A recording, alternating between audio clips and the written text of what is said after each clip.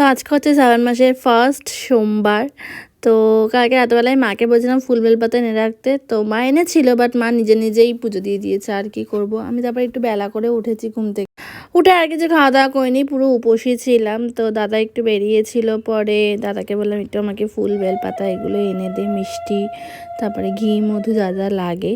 তো দাদা আমাকে এনে দিয়েছিল অনেকটাই, পরে তখন 3টে বেজে গেছিলো।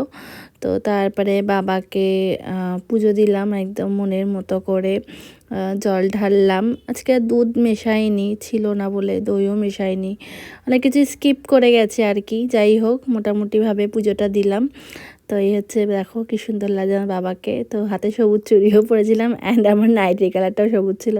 তারপরে বাবাকে দেওয়া প্রসাদটা খেয়ে নিয়েছি।